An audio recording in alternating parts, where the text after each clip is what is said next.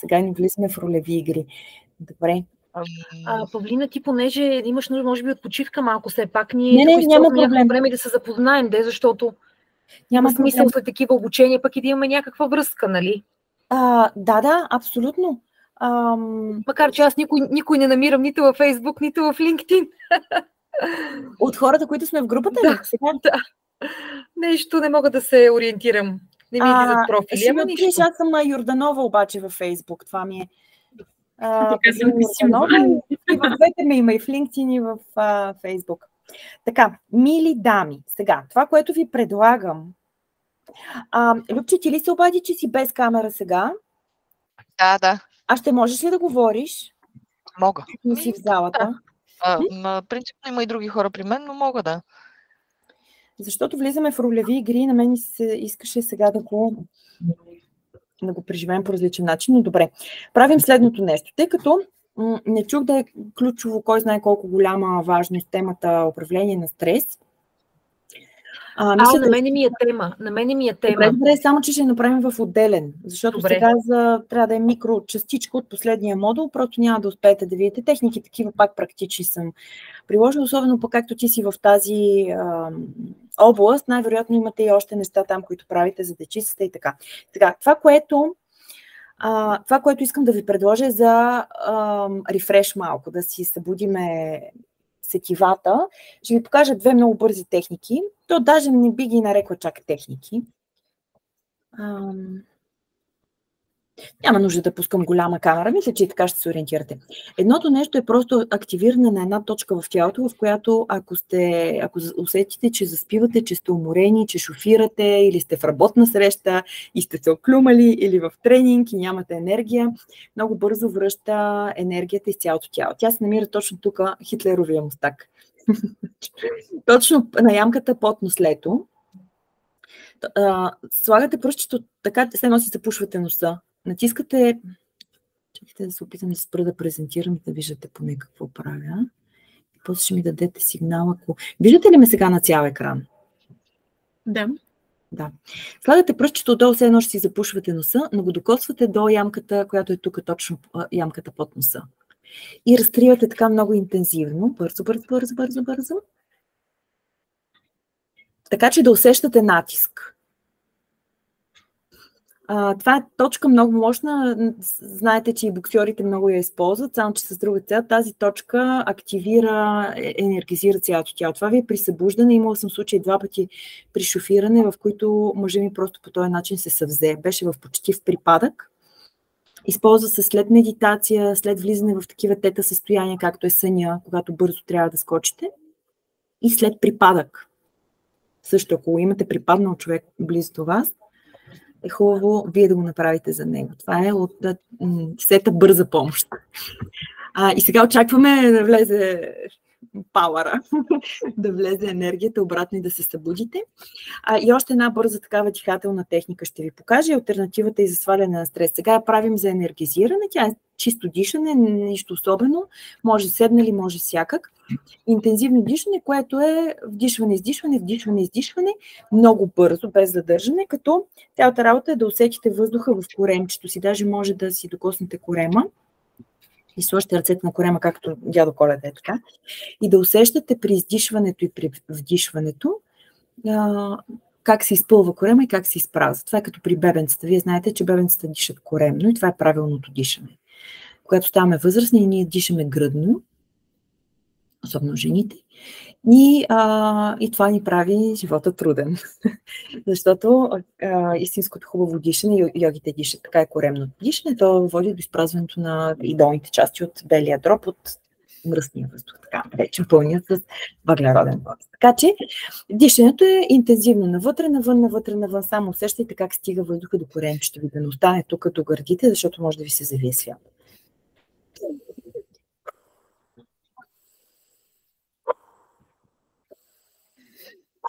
Първете го заедно с мен, ще видите енергия, просто на момента ще бъдете като събудени и изпити 2 кафета за едно време. Слушате ли при издишването как ви се променя коремчето? При вдишването се вдигат гърдите, при издишването се освобождава през корема. Усещате ли го? И на мен зър ми се завива свят. Да, супер е това. И на Много мен. колкото по-дълбоко, толкова по-добре. Минимум 10 пъти е хубаво да се случи. Това ви дава в момента енергизиране. Същото нещо, ако искате да го използвате за същото нещо, им предвид дишането, ако искате да го използвате за справяне с емоционални състояния, т.е. ако искате бързо да излезете от гняв, стрес, страх, се прави отново дълбоко вдишане, но с много голямо задържане. Дишаме до 5, задържаме до 7, издишаме до 10. Ако искате, може да го направите сега. То обаче има релаксиращ ефект. Аз не бих ви препоръчала сега да го правим, за да не заспите. Но има много бърз възстановителен ефект от стрес. Ако някой ни вдигне кръвното по време на среща. Точно така.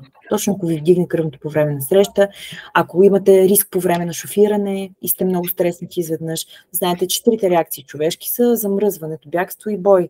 И това се случва при всякакви ситуации. Те могат да застрашават живота ни, както е автомобилна потенциална катастрофа, но може и да са просто някой човек ни е вдигнал кръвното в момента. Организма ни го приема по абсолютно еднакъв начин. Така че втората техника няма да я правим сега, за да не се успокоите прекомерно, защото влизаме в ролеви игри, но е в частта как се справям с стреса, за да постигне лична ефективност, да мога бързо за 7 вдишвания, 7-8 вдишвания, като направите, вече алгоритъма на хормоните ви е различен вътре. Адреналина се сменя. Всъщност събеседниците не ни виждат как дишаме, но пък ние овладяваме стреса. Ами и да ни виждат, по-добре да ни виждат как дишаме, отколкото да ни чуват как крещим. Да. Да, особено за Десислава, като брати, като се ядоса за децата и несвършената работа. Аз не знам човек, който да е тотално дзен във всички ситуации, особено в мениджмънта си има такива предизвикателства, че ако не дишаме, не знам. А истината е, че с възрастта става така, че ние като големи хора, когато е важно, спираме да дишаме. Нали сте забелязали, когато ни е интересно, или когато сме влюбени, или когато се заслушаме в нещо много важно, или когато някой каже нещо много изненадващо, ние затаяваме дъх, нали, така и в приказките, ние спираме да дишаме. И оттам идват проблемите, защото спирайки да дишаме, ние влизаме в стрес мод, нали, в реакция на организма, която вдига двата кортизол и адреналин, двата стрес хормона. Но това е тема на много друго обучение голямо, хубаво, в което също има преживелищни моменти, колкото по-наживо, толкова по-добре. Много обичам стрес обученията да са наживо, защото правим много неща през тялото. Има три алгоритъма, които задействаме. Ум, тяло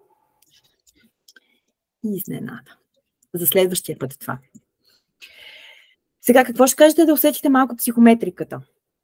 Поне да я загатнем, да видите, да си вземете формули, които може да ползвате с живите хора около вас.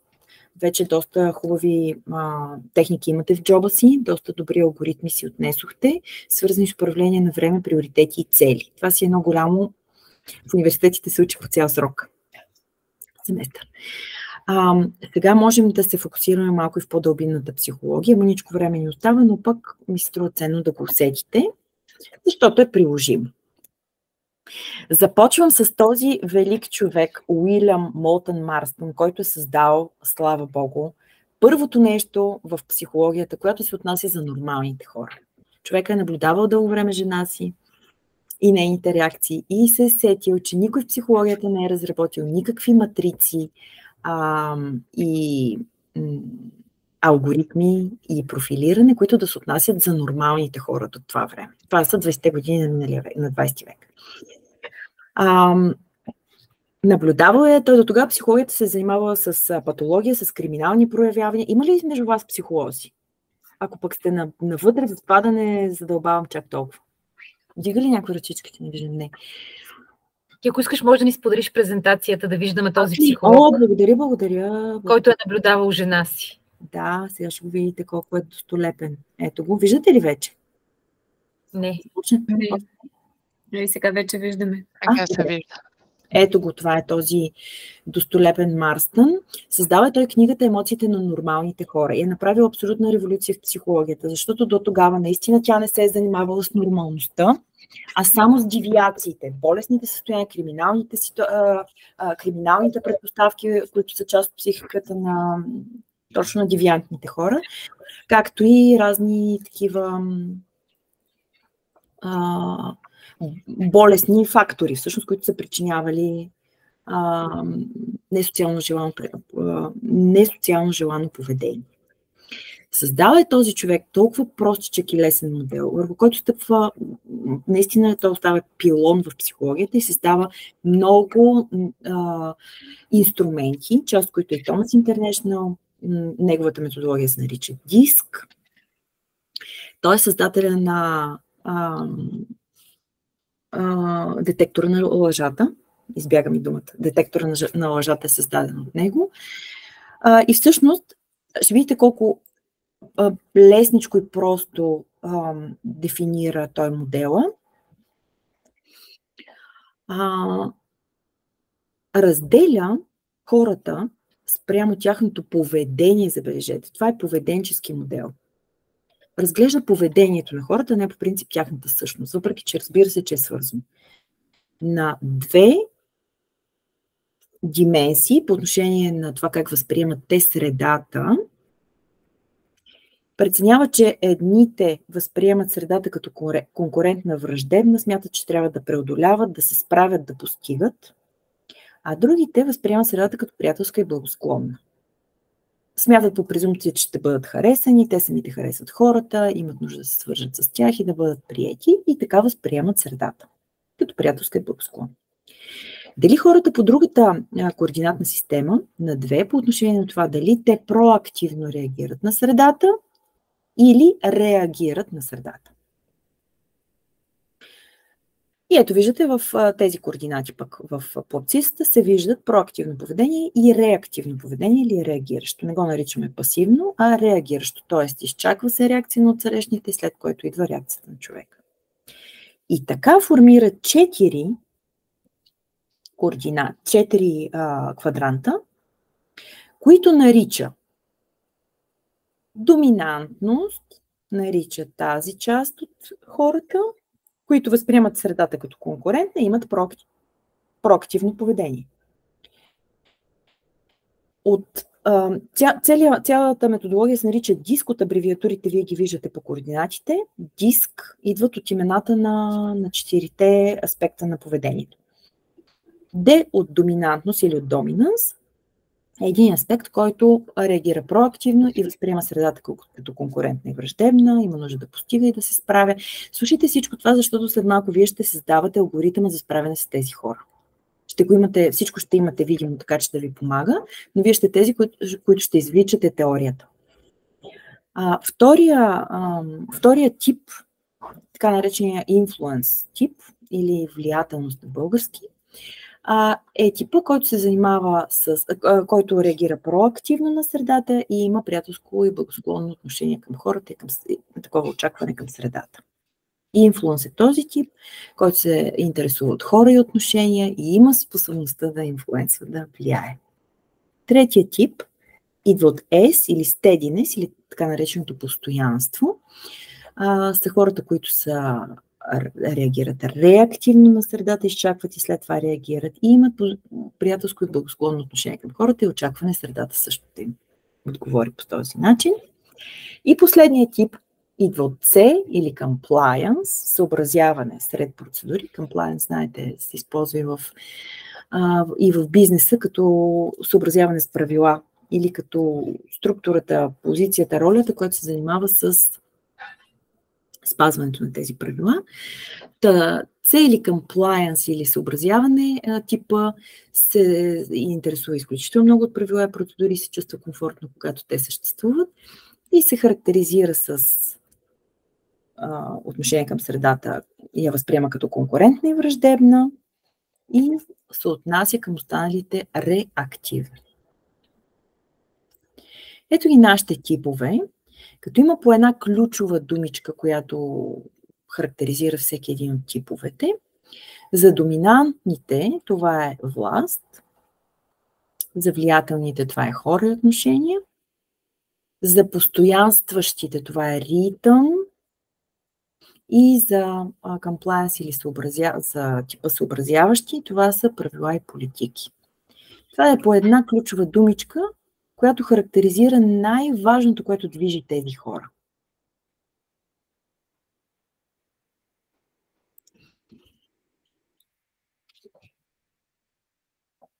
Има един тип хора, които когато влезат в нова среда, се чувстват много комфортно, задействат я, променят я, реагират, понякога може да е малко по-критично, заявяват себе си и своите интереси. Те са пробивни и настойчиви, виждат далече, обикновено виждат визионерски нещата и се интересуват от голямата картина, не толкова от малките детайли. Могат да бъдат възприяти като малко по-твърди и директни.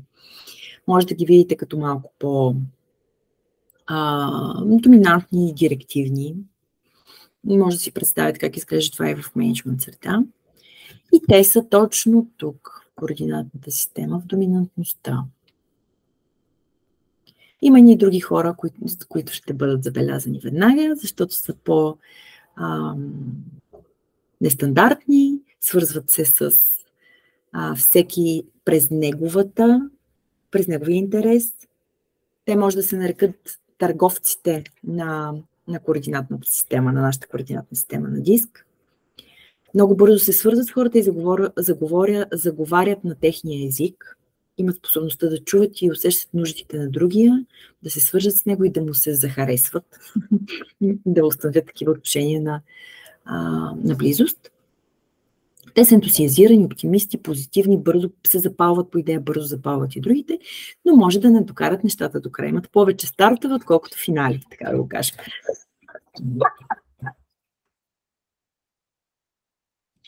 И те се намират тук и са наречени, като фактор са наречени влиятелност. Има едни други хора, които са много добри в приключването на нещата. Те са най-добрите слушатели. Могат да отделят цялото си време на това да изслушат проблемите на другия, толерантни са към всякакви различия, разбират и подпомагат всички, се чувстват най-полезни, когато помагат. Тяхната най-голяма сила е слушането. Могат да изоставят своите задачи, за да помогнат на друг. И за тях това е по-ключово важно. Те са постоянстващи и са тези, които след като всички други са се изморили от една задача, я довършват до край. Когато всички са загубили вече интерес и мотивация, те довършват нещата до край. За тях факторите, които са проактивни, казват, че са бавни, но всъщност те действат със свое собствено темпо. Благонадежни са, защото не се отказват, не забравят. По отношение на отношенията са същите. Имат малък кръг приятели, но те са вечни, естествени са много пъти и са проверени. И макар те да изглеждат, че са приятели на всички, техните лични приятели са малък брой, но много проверени хора. И те стоят тук долу в квадрант steadiness или постоянстване. И последният тип тук горе, compliance или съобразяване, са тези, които методично, точно, систематично, внимателно и акуратно, перфекционистки следват правила и процедури. Те са силни в откриването на рисковете, предотвратяването, много лесно виждат грешки, собствени и чужди и ги поправят. Много често от тях се случват добри счетоводители, аналисти, хора, които са свързани с комплаенс в производство или в фармацевтика, лекари също. Тоест, това са хора, които не се уморяват от задълбаване на специализацията и на перфекционизма, които не се изморяват да работят за детайли и не се смущават да кажат, ако нещо не е наред по отношение на някакъв процес или ако нещо не е свършено добре. Така може да ги разпознаете много лесно в организацията. Те имат силата да откриват и да поправят рискове и грешки. И сега, въпрос към всеки един от вас. Много бърз въпрос. Такъв първото, което ви хрумне. Кое животно сте вие като менеджер? На кое животно най-много приличате като мениджър и защо? Давайте, отключете микрофоните и направо въртим една животинка, с която се отъждествявате в вашата мениджърска роля. Трудно ли е?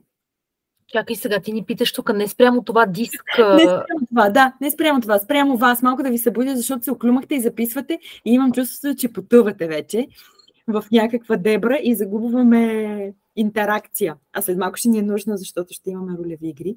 Да, затова закачка към вас. Кое животно сте вие като мениджър? Хайде, това не е трудно. Как да не е трудно, даже е много трудно. Очаквах точно това да ви затрудни най-много в днешния тренинг.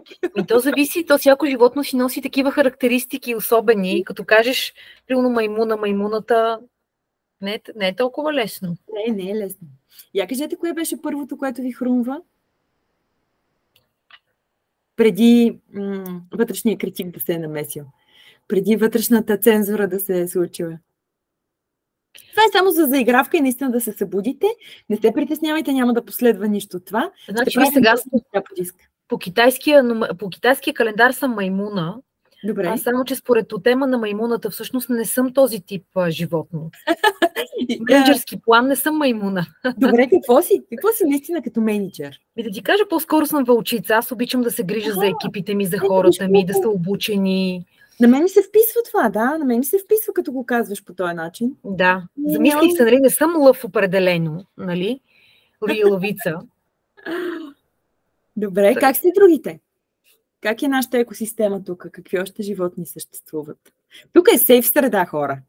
Тук можете да кажете какво животно менеджер сте. Вече в организацията, като се върнете, там филтрирането е по-голямо. Тук сме си между наши и ще влизаме все по-дълбоко тук в психометриката, така че в оставащия един час дайте знак, че сте живи.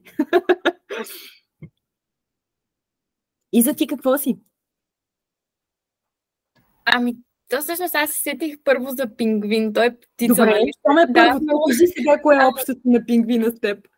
С мен има, според мен, общи, но с менеджерската позиция или мит или нещо от сорта, не мисля, че има нещо, но много се оприличавам, понеже съм си една такава и леко тромавичка и се оприличавам доста, но не го свързвам по никакъв начин с работа. Не го ли свързваш там? Пингвин си като човек, а не като менеджер. Да, по-скоро го свързах веднага така, отколкото като менеджер ми е малко трудно, понеже аз още не мога да се възприема така с много главна роля. Добре. Да. Деси, я да видим сега при тебе как е. Първо, за което се сетих е котка. Котка? Добре, защо? Като менеджер, нали? Да, по-скоро там. Защото по-скоро съм наблюдаваща, осмисляща, не взимам, така как да кажа, страна и позиция веднага, която, нали, примерно да кажа да отворя една голяма уста и да осъдя някого. Доста така малко по-отстрани гледам нещата. Не обичам да съм в центъра много на всичко, което се случва. Но всичко виждат котките, нали? Те не са в центъра, виждат отстрани. Да, по-скоро заради тази наблюдаваща позиция, която, нали, в последствие трябва да има някакво отношение, разбира се. Добре, супер. Но може би ми се иска да е нещо различно. Ето, това е втория въпрос. Какво животно би искал да бъдеш като менеджер? Ето сега ще може да си изберете модели, ще може да видите и преки пътища към различните от вас. Но след малко ще се върнем на диск, само да съм сигурна, че всички сте живи. Любче, ти как при тебе? Какво животно си? Пък ще си Аз не съм менеджер. Нищо, да, в организацията тогава. Да, в организацията някаква пчеличка мога да се оприлича, да не знам, работна пчеличка, нали? С това се свързва. Добре. А Диди, успяваш ли да ни чуеш? Че не те виждам. Тук съм, да. Добре. Да, понеже не излизат. Да, кое животно? Аз се оприличавам на вълк. На вълк? Да, защото това е любимото му животно. Когато някой ме пита кое е любимото ти животно, аз се сещам за вълк и едновременно с това делфин. Не знам защо. Добре. Така че, да. Значи съм спокойна, че сте живи. Това беше само малко поглед навътре. Сега връщаме пак в диск, пак ще гледаме навътре, но през цялата призма. Нали? Ще виждаме всички въобще същества нормални, както стана ясно, че Уилям Уолтън Марстън ги е измислил. Така като поглеждате характеристиките на диск, кой на какво животно най-много ви наподобява по диск? Ето, доминантност е тук. Влиятелност е в синьо. Постоянстване е в зелено с неговите характеристики. И в черно е съобразяването. Давайте сега на... Не животните, които споменахме, а някакви други животни ли? Да, животните, които свързвате с тези точно профили, защото това са профилите по диск, които разделят всички типове човешко поведение на 4 основни аспекта, в зависимост от тяхното възприемане на околната среда. Има ли животно, на което ви хрумва, че приличат доминантните, влиятелните, постоянстващите и съобразяващите се? И за доминантност май лъв. Лъв, да. При всеки е лъв. Да. Те и характеристиките са много на лъв. Да, обаче пък при него той приема ли средата като враждебна? Аз не го усещам точно по този начин лъва. Всъщност да, там много се приема. Според мен поне защитава си там територия и така нататък. Да. Ние след малко ще излезем. Животните ни служат просто за по-лесно запомняне, защото хората понякога се объркват какво е DSC, наричат steadiness, го наричат supply и някакви други неща, за да не става объркване в абревиатурите, защото в психологията си съществува диск с тези абревиатури. Dominance, Influence, Steadiness и Compliance.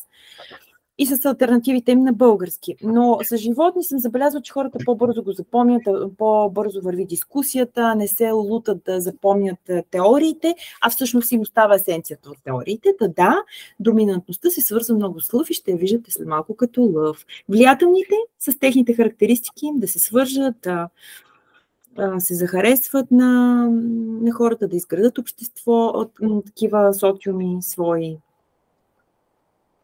Да подходят позитивно, да са интересни, забавни, да държат вниманието. Това са артистите на диск. Маймунките, може би, маймуна. Точно са маймунките, да. И по диск са маймунките. В Steadiness, в благонадежни, обмислящи, изслушващите, търпеливи. Аз се сещам за кучетата, особено лабрадорите.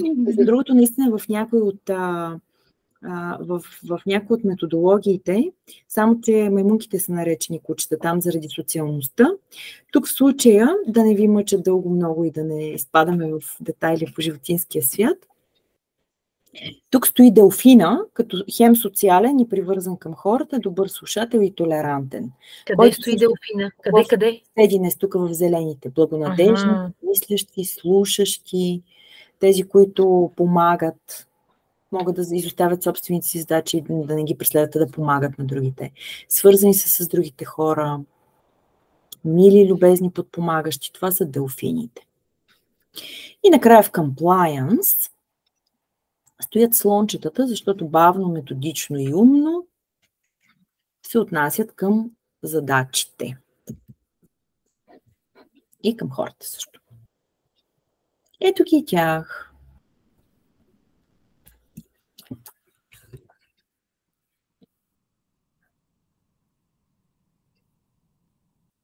Оприличихте ли себе си първо? На мен лично ми е по-интересното, че първата ми асоциация беше, че съм маймуна и всъщност виж, пак се паднах да съм маймуна. Падна ли се? Че аз имам една още версия за теб. Ще ми я споделиш, надявам се. Да. Разбира се, оставям ви да погледнете малко. Ти се определяш като маймуна, как сте другите? Определихте ли своя тип? Разбира се, че има понякога и примеси, но това са, според Молтън Мартън, има един доминантен стил на поведение. Останалите са съпътстващи и допринасящи. Има един доминантен стил, който е характерен за нас по неговата методология. Ама те всъщност това са като характеристики по-скоро като слабости, защото непостоянен, разточителен, повърхностен, неискрен. Или точно те са двете крайности. Точно така. Това е едно и също нещо. Гъвкав и непостоянен е едно и също нещо. Само че за двата типа, които са проактивни, възможността да правиш много неща, често, бързо, да сменяш, да взимаш различни решения, се считат за гъвкавост. А за тези тук, които са реактивни и по-бавни, това ще се види като непостоянство. И точно това е интересното при различията, че всъщност една и съща черта може да бъде видяна от сходните на нас като добра, от различните от нас като лоша. Същото е и за методичен и педантичен. Тези, които бяха много ориентирани към детайлите, които виждаха рисковете и проблемите, които са добри контрольори и анализатори, наред с своята методичност, могат на тия, дето обичат свободата, ето тези проактивните, да изглежда като педантичност. Като негъвкавост. Това да се спазват всички правила и да се направят всички детайли, да се спазват всички срокове, може на тези два фактора, които са тук свързани с свободата и които са проактивни, бързите, живите и тези, които се интересуват от свободата, може тези двата типа да им изглеждат малко консервативни или предпазливи, или негъвкави, или нерешителни. Успяхте ли да откриете своя квадрант?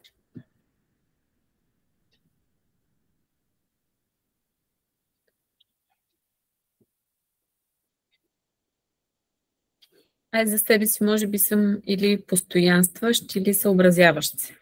Точно така. Понякога е трудно да се отличи кое от двете, защото имате една обща черта и коя е тя ако си спомняте, координатната система. Тези два типа тук имат общо, което е свързано с реагиращото поведение. Реагиращото поведение, да. Да. Там темпа е по-спокоен. Да.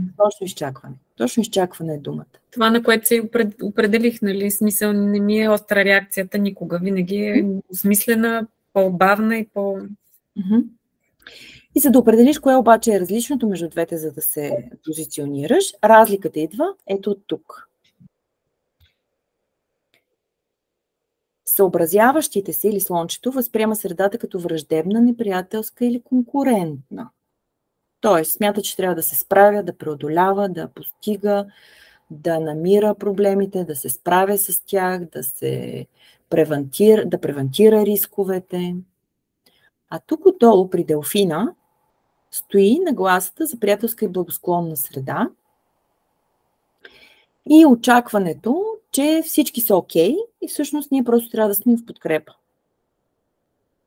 Де си ти от тези двата квадранта, къде се прехвърляш?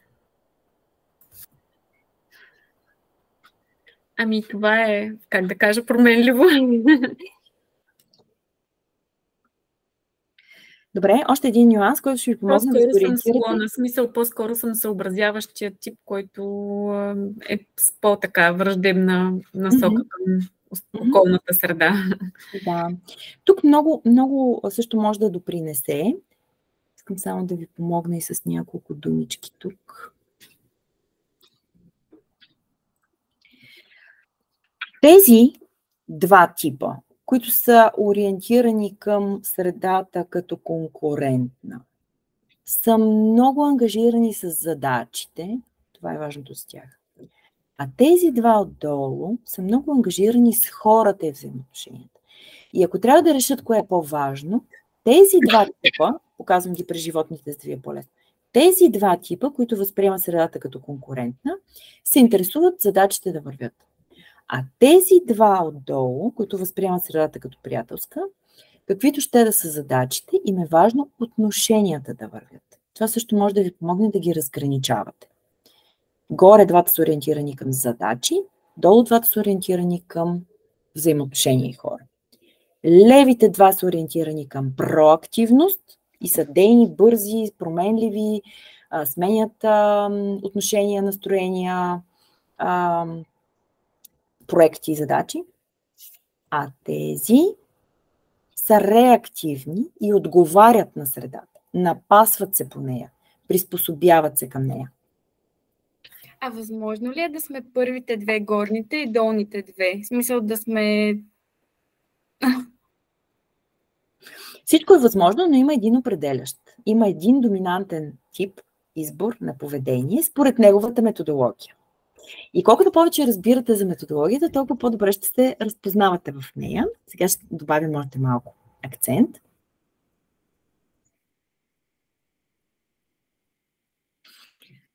Ще поговорим малко за силните страни в работата, след което всеки един от вас ще има възможността даже ще ви помогна малко тук, за да спестим и малко време, да ви дам още малко насоки вътре в самите типове, за да може да ви се изчистят още като типове. При доминантността или при лъвчето, силните страни в работа и това, с което той допринася, е, че е предприемчив, конкуриращ се, твърд, вижда далеч, вижда визията, любознателен е, любопитен е, директен е, не се страхува да стартира, не се страхува да пробва и не се страхува от рисковете по принцип. Защото вярва, че ще се справи. Инициативен, пробивен, настойчив. Целият този драйв за правене и за изява е в D или доминантността. При маймунките или при влиятелността, силата им в работа е, че те са много убедителни. Те могат да запалят всичко по всякаква идея. Затова ги наричат търговците в диск, защото те могат да продадат всякаква идея. Те са харесвани, влиятелни, убедителни, защото знаят как да кажат нещото на езика на ползите на другия.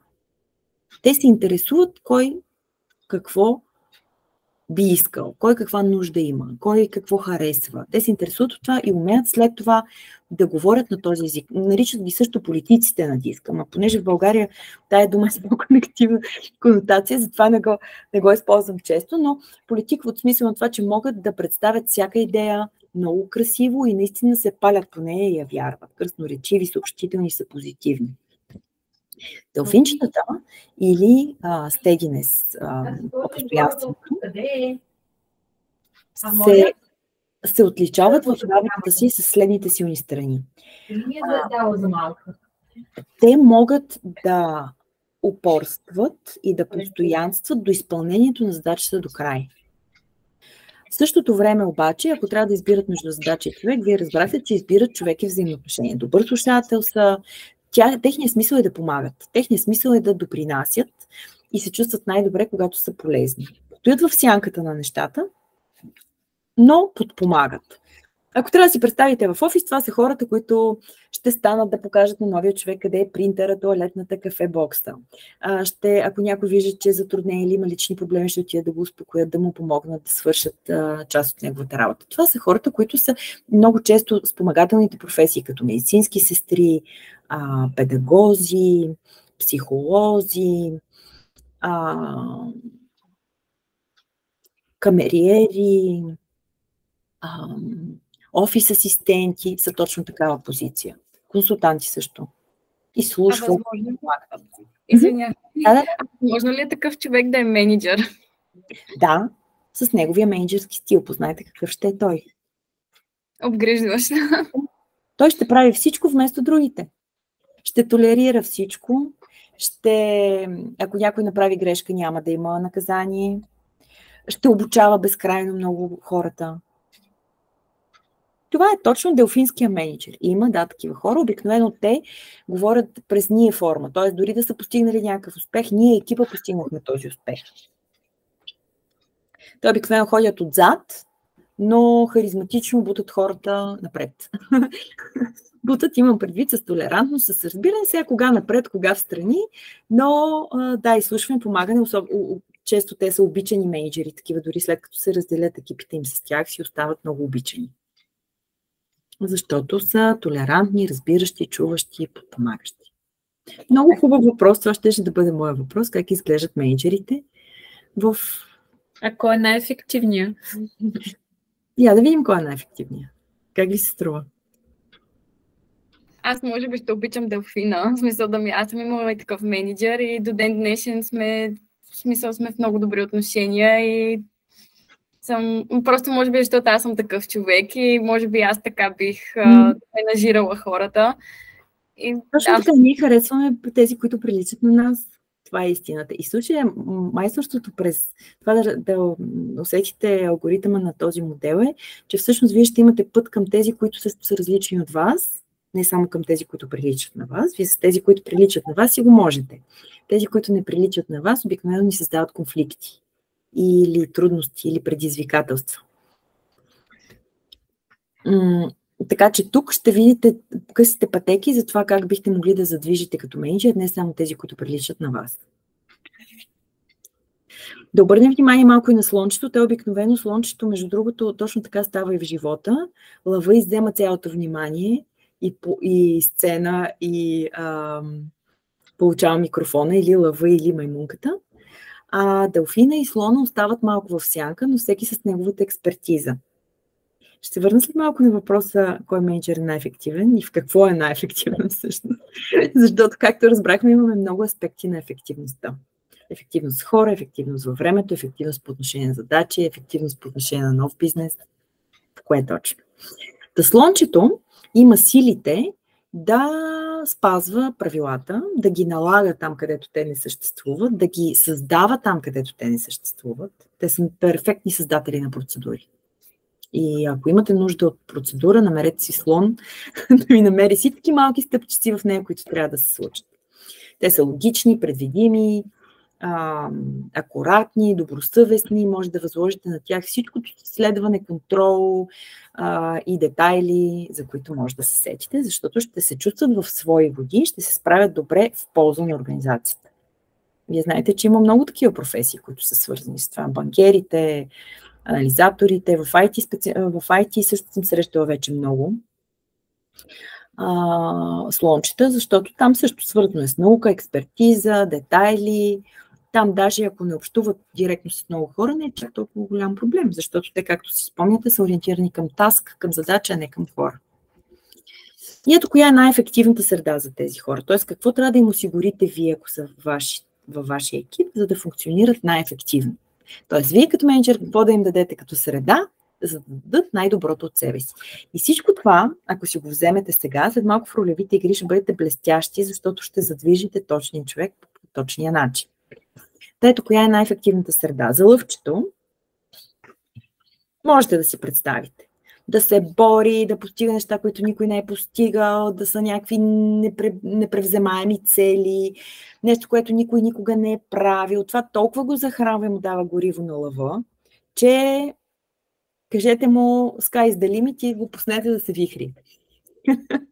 Тогава ще донесе максимална полза. Това е и неговата най-щастлива среда, тогава е и най-полезен. Рискове да поема, да визионерства нещо, което никой не е виждал как ще става, да си го измисли, перфектно е в това. Маймуната, коя е най-ефективната за нея среда? С много хора, в центъра на вниманието, на микрофона на сцената. Нали? Това е и креативна среда. Това е най-добрата среда за него да му се каже. Имаш свободата да го направиш както ти се стори най-добре. Това му дава толкова гориво, че прави чудеса и захранва останалите с мотивация също. И съответно най-неефективно е да го накажете самичък нещо да си прави таблици. Това е смърт за маймуната. Самичка да си прави таблици в срок. Тия 3 неща убиват маймуната много бързо. За делфина най-ефективната среда е среда на взаимно уважение, на спокойствие, на взаимопомощ, на съпричастност. Колкото по-малко конкуренция, толкова по-добре. Абсолютно отказва конкуренция. Казва, че такова нещо не съществува, има за всичко от всички блага има за всички. Не му е въобще интересно да се конкурира, да постига, да се доказва, да е напред. Даже малко като наказание го счита някой да му каже, ти сега сам нещо, покажи колко си добър в нещо. Това са му двете много страшни неща. Да е сам и да се изтъква и изявява. Да не е в подкрепа, в полза на някого. Също най-лошо за него да му се каже, няма нужда от теб. Справям се сам. Това е смъртта на делфина. И слончето, при съобразяването, най-тежката среда, която може да му допусне, да му създадете, е хаоса. По всяка вероятност ще създаде ред в хаоса, но няма да се чувства добре. Най-вероятно няма да постъпи на място, което дава сигнали, че не е подредено. И че не се съобразяват с правила, срокове, процедури. Чувства се най-комфортно, когато може да си пише, да му се дадат подробни инструкции какво да направи, да си спазва сроковете и правилата, никой да не му пречи да не го разсейва, никой да не му казва ти прецени как е най-добре. Това също има много голям стрес на слона. Той трябва да знае какво значи добре, какво значи перфектно, какво значи в срок. Или да му се каже, че от отношенията зависи всичко. Те имат нужда да имат твърд KPI, твърд показател. Срок, качество, нямат проблем да се конфронтират с някой, ако качеството е застрашено, защото ще отстояват качеството. И е чудесно, че има такива хора, защото иначе хранителната индустрия щеше много да пострада. Нали? Всеки иска от нас да има някой, който ще каже, не, това не е допустимо за храна. И такива хора трябва да има, въпреки че познайте кой най-много се дразни на слона. Ето въпрос към вас, дискусия. Маймуната. Я помислете пак, кой е най-кардинално различен. С маймуната има едно общо. Точно така, чакайте, извинете, аз си мисля за делфин. Слона най-много, маймуната най-много се дразни на слона. Защо? Наистина са най-различните. Защо? Слона е противоположност от към... Ето ги.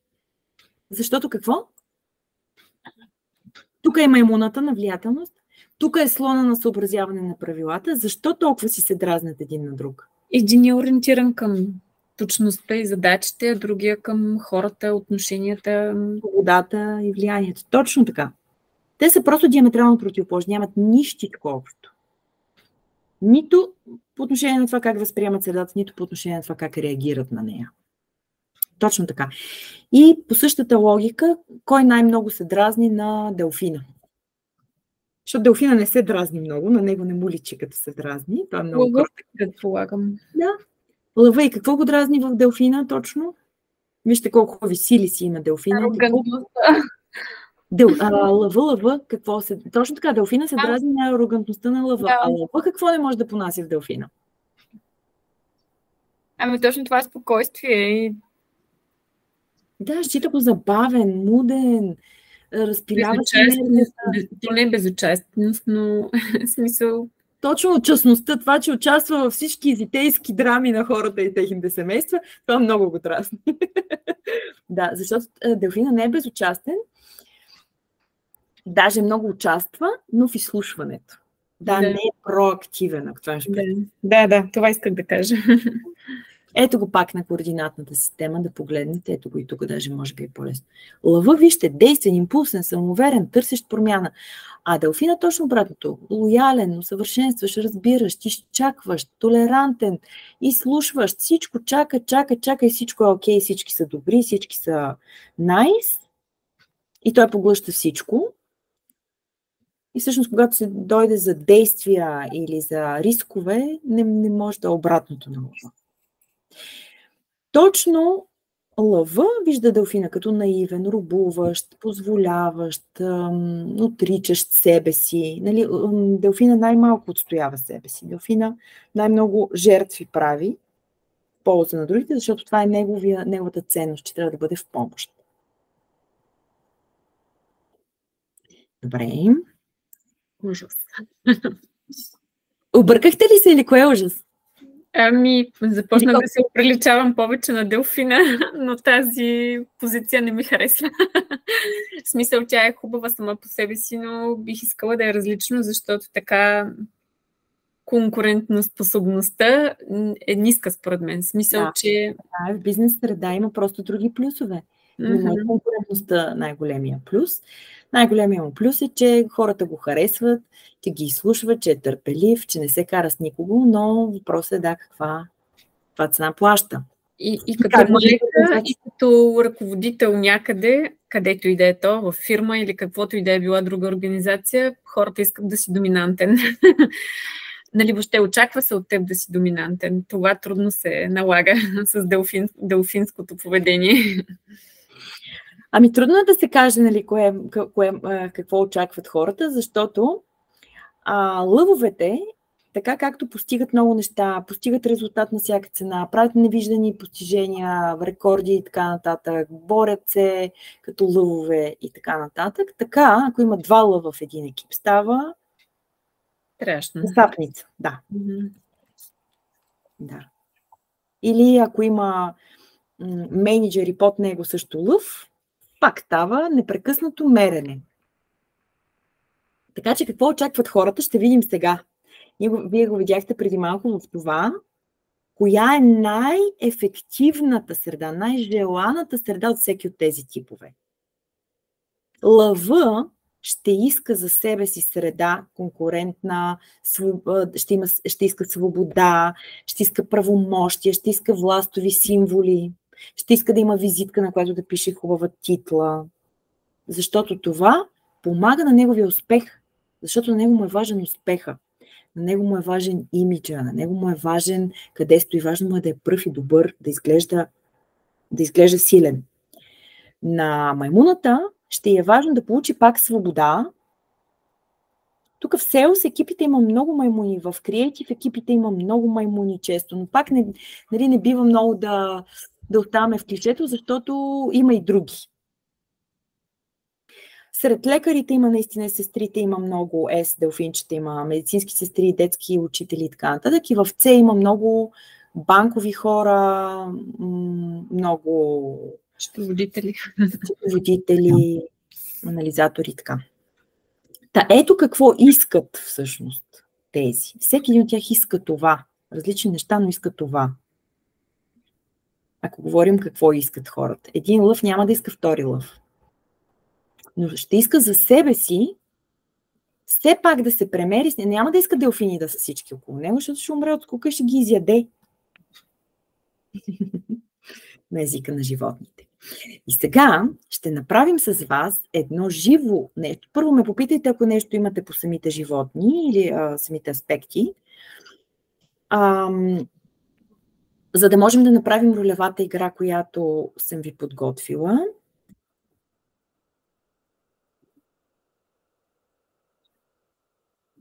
И понеже сме малко хора и Любчето не може да се включи, ви предлагам да разиграем два кардинално противоположни знака и ви давам възможност сега да изберете кого задвижваме ние. Вашия казус ще бъде задвижваме наш подчинен, който е едно от тези 4. Кажете ми с кои два са най-предизвикателните фактора при вас във вашия живот. Само връщам тук, където ви е по-познато. Ето тук. Всичко това ще го получите, това са детайли. Те ще излезат и от ролевите игри, просто за да не се обърквате дълго. Тези са основните им характеристики. Кажете с кои 2 животни да направим ролевата игра, за да имаме време да я усетите и да извлечете изводи за тях. Кои са най-предизвикателни за вас? И ще го прогласуваме. Просто двата фактора, които са ви най-интересни, с тях ще работим.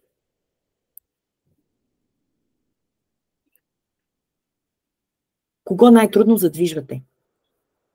Доминантният тип. Добре, очаквах го. Направо много се забавихте. Обикновено това е най-предизвикателният служител за задвижване. Много често мениджмънта има такава черта. Много често топ-менеджерите са доминантни типове, защото те имат нужда от такава роля, търсят я, постигат, получават я и носят плюсовете на компанията през нея. А също може и да е делфин за предизвикателно. Добре. Тези 2 роли задвижваме. Сега. 2 по 2 ще задвижвате, 2 човека едновременно ще задвижват една роля.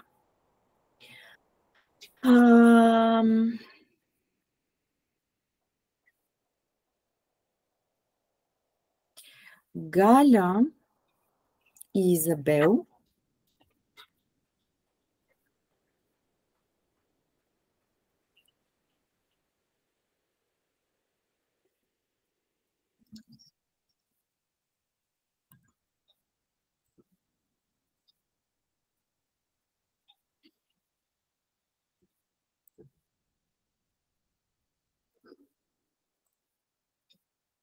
Така.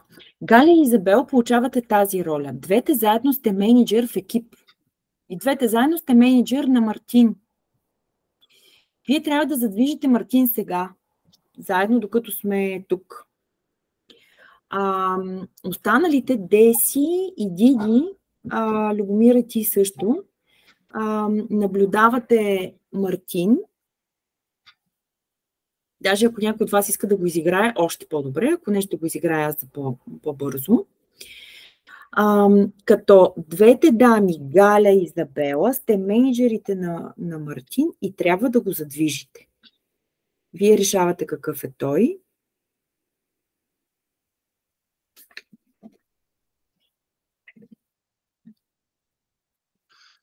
Четем заедно всички казуса. Ще ми кажете само дали имате нужда от време за подготовка. Двете помежду си или заедно ще го задвижвате както ви хрумне. И аз ще го играя Мартин, като останалите хора наблюдават Деси, Любомира и Диди, наблюдават и търсят характеристики. Търсят какви са характеристиките на Мартин, коя животинка е той, как го задвижват двамата му менеджери и евентуално дали усещат тия менеджери какви фактори са. Доста трудни задачи за вас, наблюдателите. Но пък така ще усетите всичко. Искате ли на глас да го прочете казуса или всеки със собствено темпо?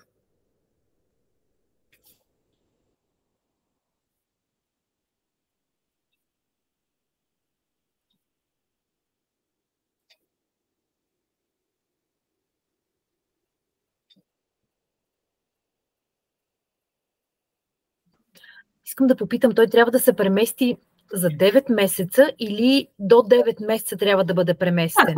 Така че не се вижда от това. Ето така. Както го разбираш казуса, това е рамката.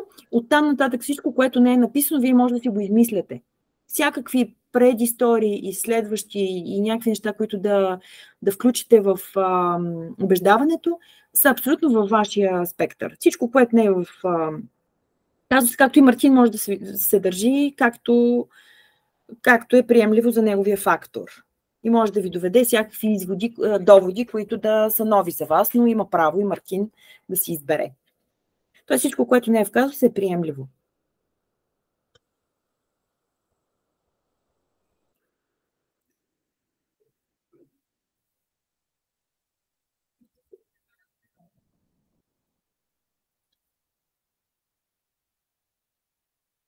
Тоест, там, където той ще се премести, ще бъде менеджер на клон, а сега е менеджер само на екип.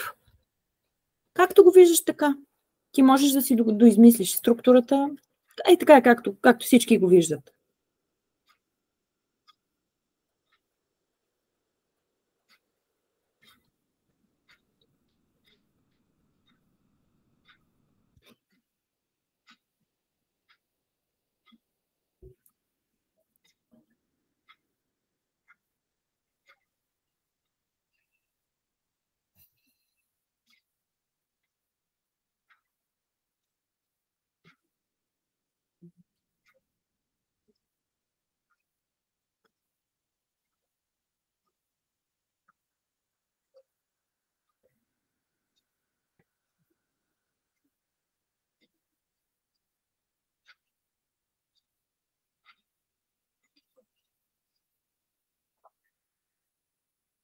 Да започваме ли?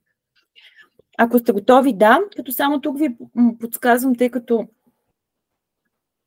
все пак нямате пред вас някакъв допълнителен хендаут, който да ви помага. Искам да ви дам един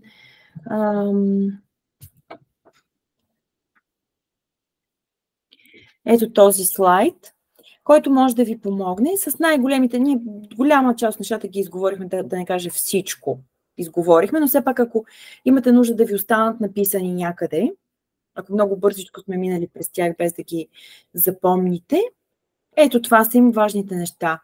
Кое е важно за него? Каква му е вътрешната мотивация? Кое е конструктивното поведение? Т.е. кои са му силите и кои са му слабостите? Изабел, според теб към кой ти принадлежи? Не те чуваме. Извинявайте. Ами, чудя се дали не е маймунка или слон, но не съм сигурна. За Мартин. Понеже реално е доста добър в работата си и реално се води, че е кадър, който не трябва компанията да го изпуска. Аз пък си мисля, че е делфин. Ами, Павлина сега ни гледа. Да. Аз ви изчаквам още. Как сте другите? Какво мислите, че е Мартин? Че след малко има да го задвижвате и да слушате как се задвижва. Е много важно да оцелите какъв е наистина. Технически умения, които са много ценни. Малко хора на пазара на труда ги имат. Може ли пак да върнеш характеристиките? Да. Аз също се фокусирах върху високата квалификация в специфична сфера. Да. И то вижте вятърните технологии. Mm-hmm. Да. Може ли пак да ни върнеш характеристиките? Да. Тези или подробните? Ами аз лично за тези тези са ми добре. Поне на мен.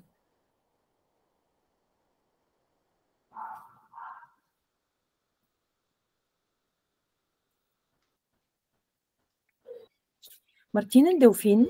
Тук подсказвам малко от контекста. Мартин е делфин. А при делфините, мисля, че само не споменах, че всъщност те много се боят от промени. Подразбира се от това, че имат поведение, което е постоянстващо. Те са еднакви. Те са предвидими. Те са лоялни. Те обичат средата да е същата и се прикрепват към нея. Най-големият страх на делфина са промените. Най-големият страх на слона, го споменахме, кой беше той? Хаос. Да, точно така, хаос. Кой е най-големият страх на маймуната? И за нея поговорихме доста. Чакай само момент, искам само да си ги запиша, защото е интересно. Да. Аз ще ви върна още един слайд, който е свързан точно с това. Маймуната от какво се плаши? За нея поговорих. Това да не се изявява по никакъв начин. Да остане в изолация. Да няма хора, на които да се изяви. Маймуните обичат аплодисментите, обичат центъра на вниманието, обичат да се свържат с другите, да ги харесват. А от какво се плаши лъва, я да чуем? Да бъде засенчен. Това също, но има един много голям страх. Той, дори да бъде засенчен, той си... Кой? От провал, да не се провали. Точно това е, браво. Рядко се сещат хората от пръв път, защото лъва прави така, че да не допусне провал. И всъщност рядко хората се сещат, че той се плаши точно от провал. Имах една група, никой няма да забравя, един менеджер, който управляваше цяла компания. Той беше CEO, той беше лъв и каза, аз не отричам тази методология, аз не се страхувам от това, не можеше да изрече провал. Не можеше да изрече, защото в неговия конспект, в неговата глава и в неговия чип нямаше такава версия. Толкова много страшно беше провал, че не съществуваше като дума и не съществуваше като опция. Което пак е страх. Това е двигател. Лъвовете се движат да не се провалят и те правят така, че никога да не се провалят, а обратно да блестят. Но това не означава, че не се плащат това. Това ги движи. Връщам един слайд, който ви показва на куп, за да може да си се случи и самата ролева игра добре. Ако е много мъничко, ще ми дадете знак да дигна, да увелича размера. Добре, Павлина, аз искам тук да опитам. Аз предположих, че е делфин. Да. Само, че малко може би на интуитивен принцип. Асоциирах това, че делфините са малко навлизат в детайлите. Делфин. Аз за това ви помагам малко, защото има едни графики, които ви още не сте се учили през тази методология. Да четете, делфин е неговия профил. Ето, постоянство. Ето този профил е нарисуван във вашия казус, а сега ще върна казуса. При делфините основният страх е несигурност, основният мотиватор е сигурност, основната ценност, която дават на организацията е подкрепата и това, че довършват нещата. Стила, по който те управляват, това също стана дума, е демократичен. Те са толерантни, подкрепящи, подпомагащи. И стила на общуване, с който те обичат, е слушане. Те да слушат, не да бъдат слушани. Ще имаме време сега да изиграем точно задвижването на делфина.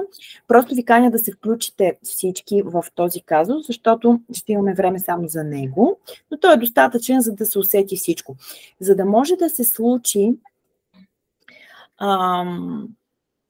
ефективно и всички да пробвате по нещо в този казус.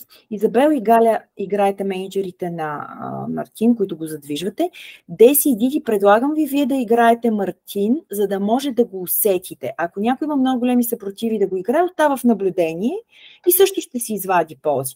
Любче, ти също наблюдаваш, за да не там смущаваме работния режим. Наблюдаваш, обаче пък после ще те слушаме какво си хванала от всичко. Окей. Така, връщам казуса. Кажете ми само Деси. На мен тук ми е добре с да се виждат мотиваторите. Поне за мен е удобно. Само, че не знам дали успяха да видят тези, които ще играят Мартин, всичките му подробности. Ти ще играеш Мартин. Аз ще играя Мартин, но ми се иска да участвате малко повече, защото няма да имаме време за втори казус. Докато изяснявахме още някои неща, ни понамаля времето за втори казус. Така че, ако Деси или Диди имате нужда да играете, за да запомните, викани, ако искате да се включите, иначе аз мога да го играя и вие да наблюдавате. Как предпочитате, Деси и Диди? На мен ми е интересно да видя Мартин как изглежда. Отстрани си ще го гледаш. Или да го играеш? Да го видя, не да го играя. Добре, ама сега имаме алтернатива. Или го играеш ти, или аз, или Деси. Или двете с Деси. Ами Деси, нали каза, че се припознава в тази роля, така че сигурно ще се чувства почти добре. С трите деца. Целта ни е само да върна към целта, нали сме много в това. Целта ни е да го усетим, за да го научим. Ако усещате по-добре през наблюдение отстрани, може да си водите записки, да наблюдавате body language и така нататък, аз съм окей.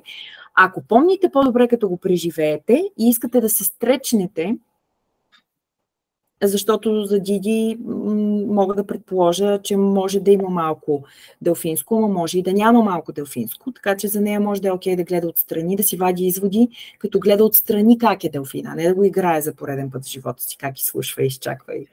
Да? Така че наистина ви питам не защото не знам какво да направя, защото ми се иска да е най-полезно за вас. Вие решете кое е най-полезно за вас. Диди, играеш делфин или не? И Деси, играеш делфин или не, аз ще се включвам, за да сме сигурни, че е делфин също. Ако се налага. Как учите по-добре?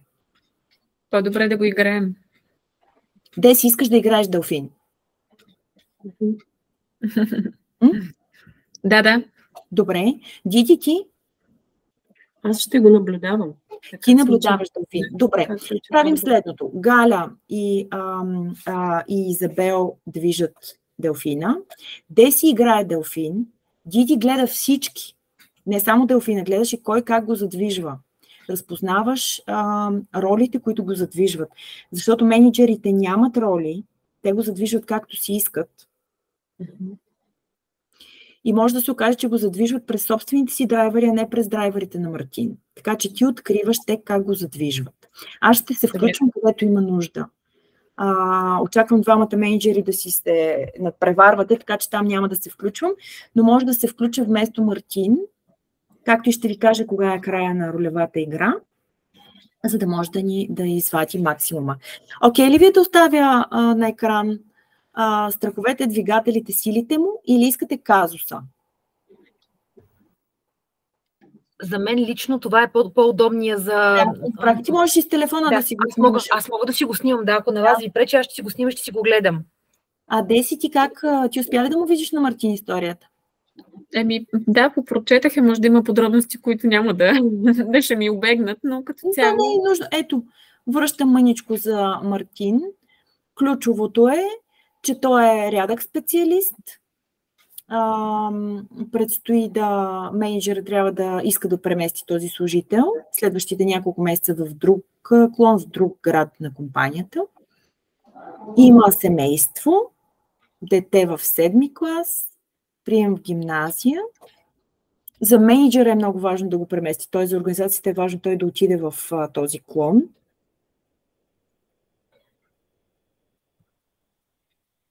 Като менеджер има правомощия доста, нали, те вече са си изчели какви правомощия, могат да дават стимули, могат каквото преценят да му дадат на Мартин, но за менеджерите е много важно да го преместят. Това е историята на Мартин, всичко друго може да си го измислиш. Сега тук е много важно да имаме камери, ще гледаме body language, опитайте се да влезете, опитай се да влезеш в кожата на Делфина наистина, тъкмо да усетиш. И на Мартин. На Мартин Делфина, да. На Мартин Делфина. На Мартин Делфина, на живия Мартин Делфина в кожата. Тъкмо да усетиш как е. Тук може да се ориентираш също по този слайд. Кои за Делфина постоянство гледате, нали? Ето това е. Да. Ето тук просто ще оставя курсора. И така. Даже Деси не те виждаме много, ама то това е явно контражур, не знам дали... Да. Ще се опитваме да си представим body language. Те, така или иначе делфините са с обран body language. Да. Добре. Ако сте готови, започваме. Диди, наблюдаваш всичко. Добре, аз искам да дам първо думата на Изабел. Изабел, ти като също съм определил се делфин, какво би казала? Микрофончето. Да, съжалявам. Бих си направила среща само с Мартин. Действаме направо. Сега вече е времето ви за стиковка. Вече сме в среща. Ние сме в среща. В живота вече сте с Мартин. Така е много предварително. Да, после ще говорим кой какво е искал да каже. Даже ако искате, може да сме така. Галя е senior менеджер, Изабел е middle менеджер. Вътре каквото прецените случвате, но вече сте с Мартин и с всички нас. Добре, аз не мога да го играя много, така че направо просто съжалявам. Никога не съм имала нещо подобно. За първ път ми се случва. Ето, нов менеджер си от вчера в компанията и сега ти се налага да проведеш разговор с Мартин. Ето, на. Добре. Добре, повикахте на тази среща да ти разкажа за едно... Всъщност за развитието ти искам да поговорим. Само секунда.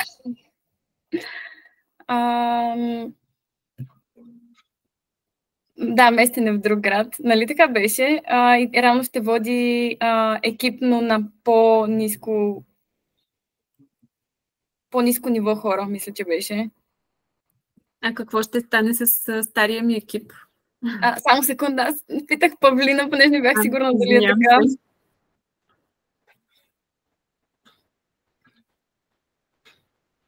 По-ниско, да, да. Да, става въпрос за развитието ти. Това изобщо не е моето, не го мога. Добре, извинявайте.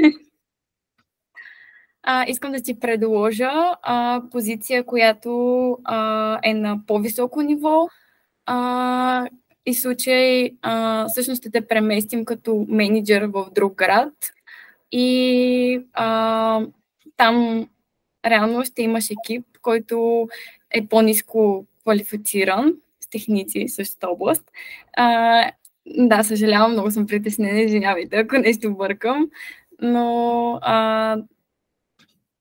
да, преместването трябва да се случи от 6 до 6 месеца. Примерно в Пловдив. Там имаме клон на компанията, но ти сигурно вече знаеш. И разбирам, че сигурно е шок. Но мисля, че развитието ти там ще е много по-голямо и позицията е менеджерска и мисля, че можеш да разгърнеш много повече потенциала си и всъщност всъщност като сформираш свой екип и им дадеш само секунда.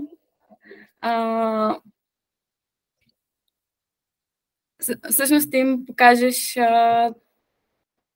предадеш по-скоро твоите умения и знания. И може би и повишаване. Не знам дали е включено. Това си го измислям вече.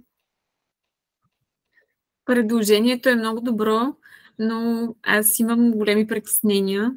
Много съм неуверен да предприема нещо подобно, тъй като имам детенце, което ще кандидатства и такава промяна би му се отразила много зле, точно в дадения момент на обучение. То си е свикнал с учителите, с задачите и няма да се отрази добре на детето ми. Иначе от професионална гледна точка е наистина нещо ново за мен, което вероятно би ми помогнало да израсна в професионален план. Но това ми е притеснено се чувствам да не се проваля. Ами, влизам ти в положение, но понякога промените са много хубаво нещо и всъщност разбирам, че детето ти ще, както и нали цялото семейство, ще е притеснено. Много съм объркан, имам така нужда да помисля и да го консултирам с съпругата си. Тук ако може да се включа вече и аз. Да, сигурност... няма какво повече да кажа. Ти беше прекрасна. Със сигурност подобна промяна е необходимо да се консултира с семейството.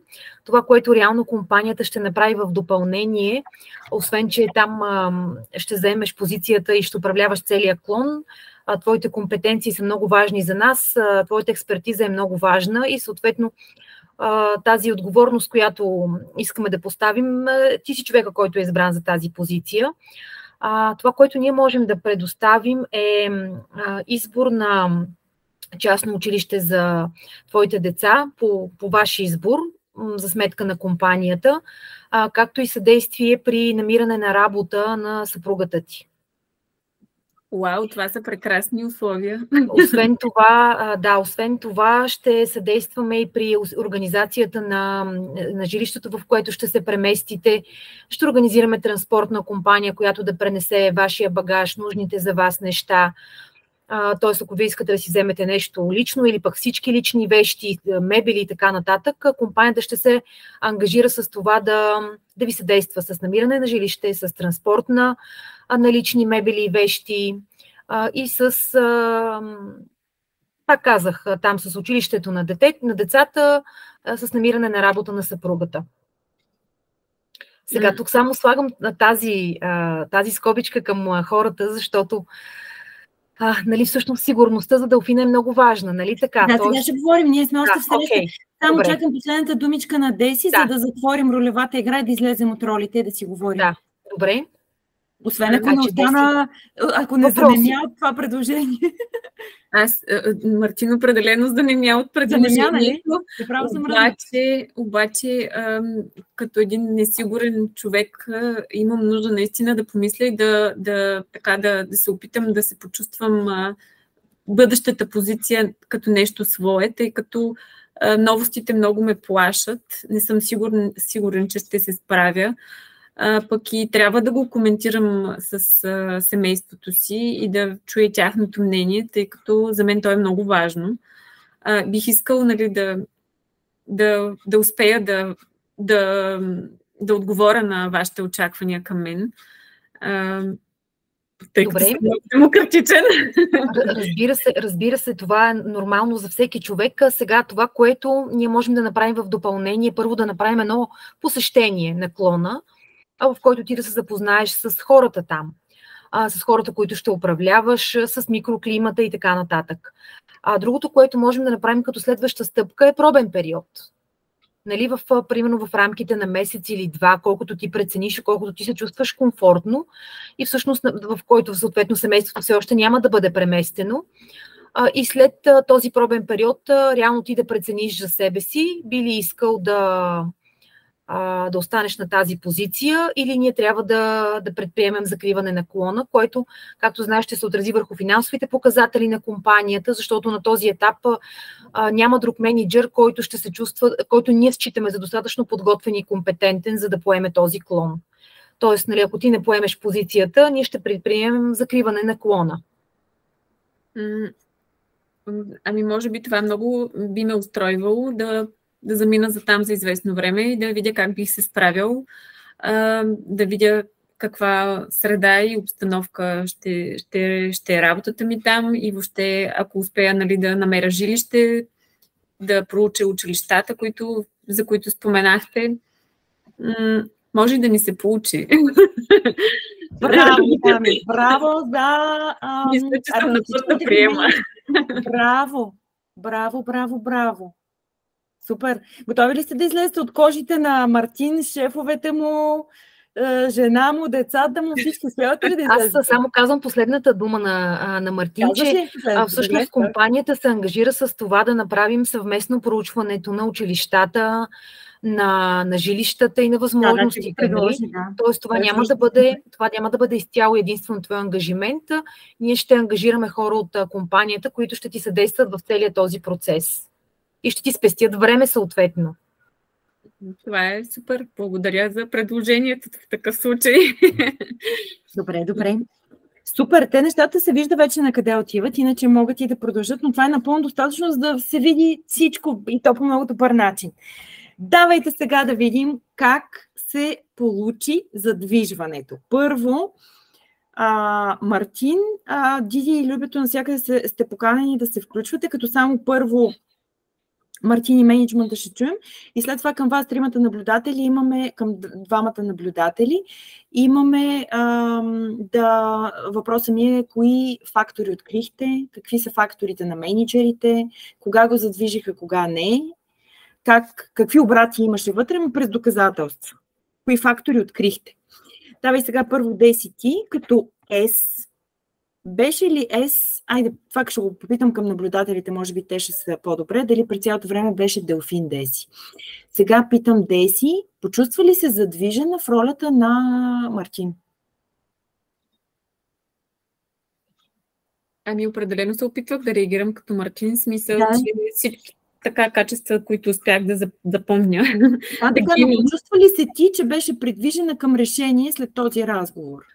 Да, защото определено всичко, което е ново и притеснително, менеджера се опита да ме убеди в обратното, че няма нищо страшно и нали, нищо толкова рисковано. Като за Делфина, нали, рисковете, да няма рискове е доста важно. Точно така. Да няма рискове е много добре казано. Ето връщам отново към алгоритъма на чипа на всеки един от факторите. Тоест тук през страха и умекотяването на този страх, намирането на решение на страха за промените, за рисковете, за семейството се чу грижа. Какво друго те задвижи?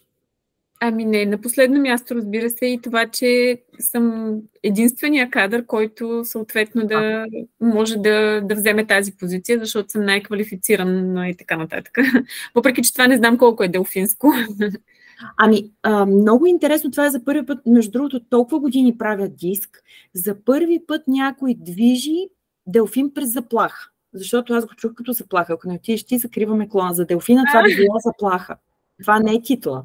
Нали, не е ти си единствен, много си супер. Това е за маймуната и за лъва въжи. Ами да, обаче то не е точно заплаха, по-скоро... За делфина би било заплаха, защото заради него някой ще пострада. Той няма да е служба на... Да. Няма да е толкова кооперативен и демократичен, колкото по принцип би иска да бъде, да угоди на всички, деца вика. Точно така. Ако на него му бъде казано, заради тебе ще пострадаме, той ще се юрне с 300 км в час да го свърши, за да бъде в жертва на... Разбирате ли? Тук през титла, това, което се случи в началото, ще чуем след малко и наблюдателите, тук този обрат, който се случи, или ще закрием клона, защото няма друг менеджер, това беше 2 пъти казано, т.е. единия път беше през укротяването на страха на делфина от промяна. Ще намерим на всички по всичко. Второто беше, ще се погрижим за семейството, т.е. добро. Това, което пък му е важно да получи семейството му, защото семейството на делфина е култ. Семейството на приятелите на делфина е в култ. Семейството на служителите, които работят с делфина, са в култ. Това е едно от най-важните неща. Ти беше перфектна в ролята на този Мартин. Много добре влезе. Много добре са всички характеристики. Но сега ще чуем наблюдателите. Добре, дайте сега е момента за наблюдателите, после ще чуем и мениджърите. Кое според вас, кои думи бяха, разкриваха за вас, какви са типовете на мениджърите? Защото ние разбрахме как беше задвижен Делфина. Въпросът е кой го задвижи? Кои фактори го задвижиха? И за двата мениджъра са други фактори. Да. В момента, в който Галя предложи съдействие за частно училище и подпомагане на съпругата за намиране на работа, започна да се случва някакъв обрат. Там нататък решението беше взето точно когато Галя каза, че клонът ще бъде затворен, ако Мартин съответно не приеме позицията. Добре, дайте да го направим така сега. Кои думи, кое задвижи Делфина? Грижата за семейството. Да, абсолютно. Това беше на езика на Делфина. Т.е. какъвто и да беше мениджъра, не се издаде. Какъв е? Да. Той говореше на езика на Делфина. Ти и твоето семейство сте важни, ние ще се погрижим за еди какво си. Тестови период, всичко това е на езика на Делфина, какъвто и да е мениджър. Беше взето предвид на Делфина силата, страха, мотивацията, ценността. Всичко това беше взето предвид. И беше трудно да се разгадае кой е мениджъра, нали? Но след малко ще ви питам с теб пак, открихте ли нещо, което се прокрадна, което показва какъв е типа на мениджъра? За Галя сега, понеже там имаше по-ясни индикации. Открихте ли друго животно да говори на Делфина? Така да го кажа. Маймуна? В какво?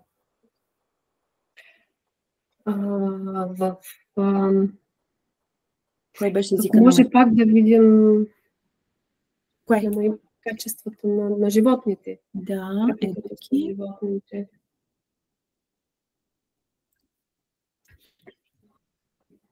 Дали това? Да, може би някаква емпатия и дружелюбност. Да, и то беше точно в тия реплики. Разбира се, че е важно да говориш със семейството. Разбира се, какви бяха още думите? Доста гъвкав и нагаждащ се, смисъл, веднага готов да предложи това, което иска да се чуе от отсреща. Да. Точно така. Имаше точно думи, които показват, разбирам твоята нужда, разбира се, че ще поговориш с семейството. Изглеждаше като да има готов план мениджър, обаче имаше тая гъвкавост. Абсолютно имаше маймуна тук много. Да. Добре, я да видим другия мениджър, кое животно говореше на Делфина в началото. Изи, ти можеш ли да се определиш? Кое животно беше? Не знам, аз се притесних много.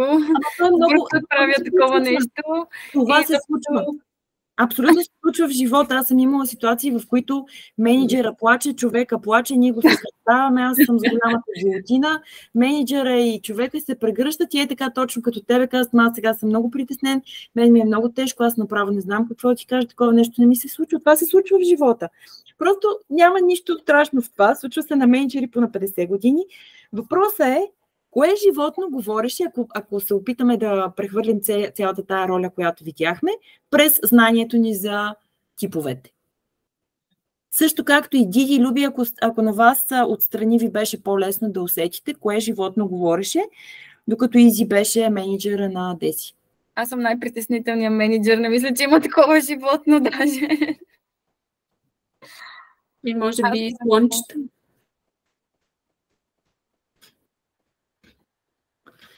Как говори слънчето? Или делфинчето, не знам. Как говори слънчето и как делфинчето, така ще помогнем на Деси да ги разграничи двете. По-скоро, както каза Любче, е Делфина, защото абсолютно съобразяващ се с всичко, с отношение към човека, към душевността, нали, не толкова към задачата. Тя и затова и толкова беше притеснена, защото не може да се концентрира върху задачата.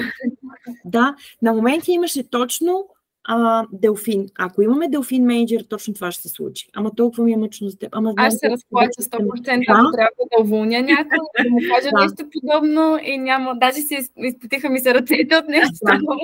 Точно така. И всъщност това дори не е уволнение. Това си едно някакъв вид повишение. Дори. Да. Обаче, абсолютно на делфина ще му се струва като наказание огромно, че го месят в друг град. Точно си беше делфин в половината от време. Когато се напъна да бъдеш нещо друго, беше какво? Чакайте да върна малко лентата, да ви кажа какво каза. За твоето развитие е добре, ще те преместим, ще водиш екип, позицията е по-висока, съжалявам много, притеснен съм в момента, обаче разбирам, че е шок, обаче там трябва да отидеш да разгърнеш потенциала си. Тук просто връщам думите, защото ако си била притеснена, нали, няма как да си ги върнеш. И така, кое животно беше това? Кой беше този език? Според мен е маймунката, понеже аз си мисля, че артистичната ми работа е точно маймуната, понеже като рисувам и се занимавам с социалните мрежи, рисуване и промотиране, съм точно нея, поне аз така се определям, но в корпоративна среда съм си делфин и съм много притеснителна. Какво е взаимодействието на маймуната не с задачите и с естеството на работа, а с хората? Какво е? Защото ти се подвеждаш по това, че е креативен, артистичен. Всъщност говорим маймуната с другите хора какво прави. За да го откроиш кое от двете си, защото наистина делфина и маймуната са към хората. И сега въпросът е кое от двете си. Винаги съм дружелюбна. Не по принцип. Тук в ролята. Тук в ролята. Трябва да е полезно за всички. Ако беше маймуна, ще трябваше да е доста влиятелна, смисъл.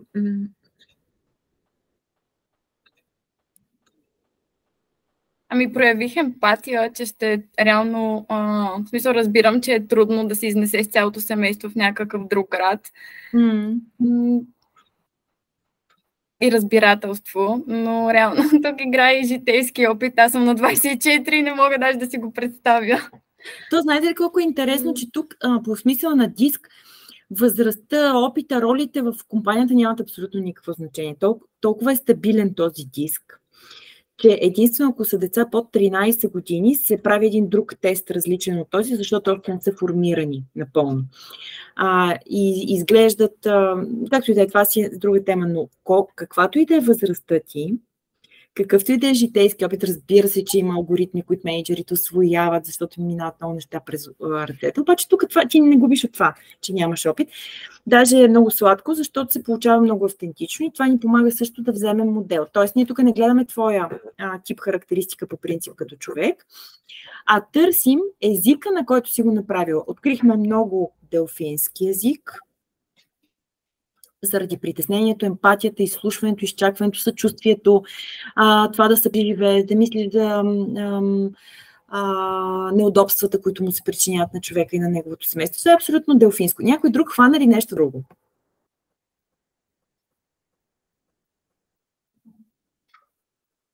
Някой от двата менеджера. Това, което казахме с маймунката. Кое беше маймунското? Че там забихме. Кое беше маймунско?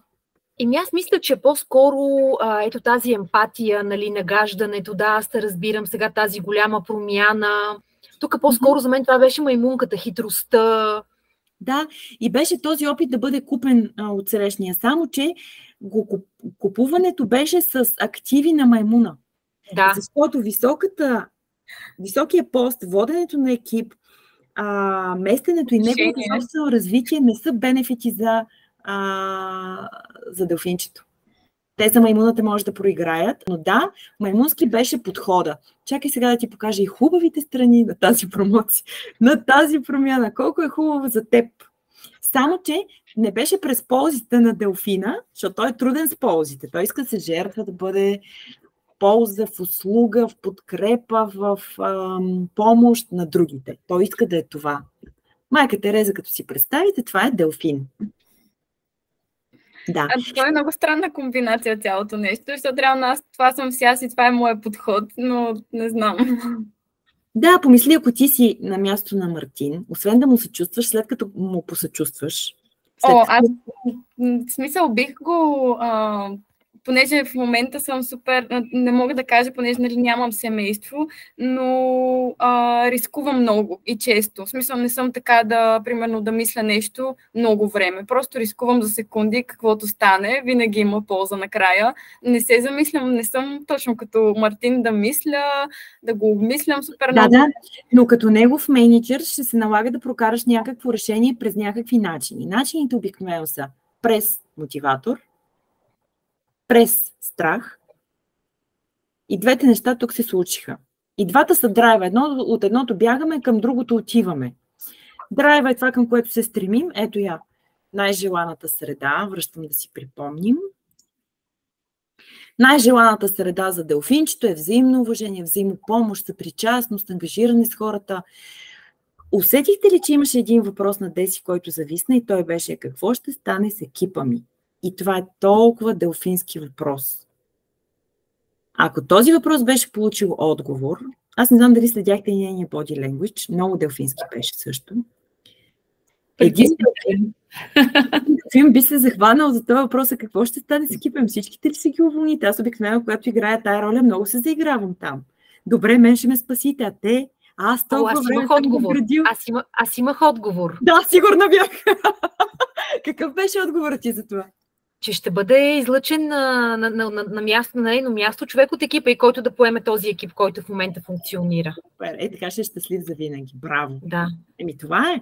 Така храним делфина. Казваме. Да, извинявам се, че прекъсвам, но ако беше го казала, вероятно делфина можеше и да размисли, да си каже: о, не, сигурно ми е тук, няма да заминавам, аз имам явно старата позиция.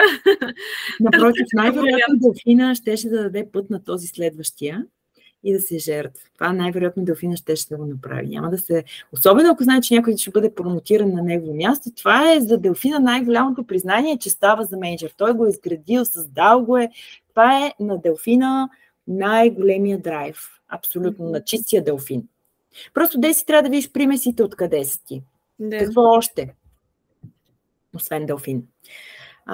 Имаш. Иначе дайте да видим какво разпознахте като делфинско поведение в Деси. Кои бяха нещата, които дойдоха от Деси? Ние някой споменахме, да довършите, ако нещо се сещате още.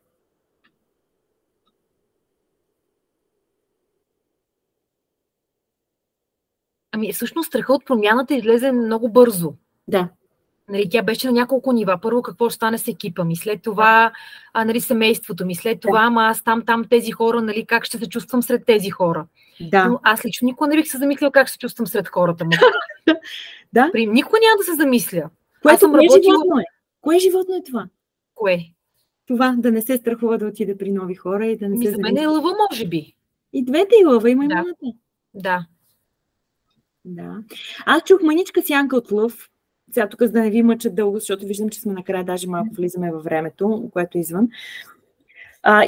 Лъвското беше много ясна структура на няма невъзможни неща, които да ти дам. Това го прави само лъва. Лъва казва: аз имам власт да ти дам. Ще отида, ще ти проверя. Ще ти дам пакет. Ще ти намеря частно училище. Ще се осмеля да го направя изпитателен срок и после да се върнеш. Няма страшно. Ще поема този риск. Нали, това е риск. Mm-hmm. С малко менеджери бих казал: отиди и пробвай, виж, на 6 месеца върни. Но това са такива организационни... Да не каже никой. Голяма смелост. Това само лъв може да има толкова смелост. Аз за това по-скоро, честно казано, повече се припознавам с лъва, с изключение на това, че по отношение на конкурентната среда не съм толкова стръвен човек, но може би чисто в духовен план съм се развила повече, за да не съм толкова конкурентна. Абсолютно. Но аз се припознах повече като лъв, да.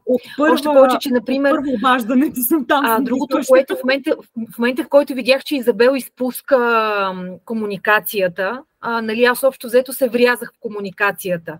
Не знам дали това го усетихте, но... Което също е лъв, защото лъва няма да остави някакъв делфин да се гушка с друг делфин 50 минути и да си се чувстват.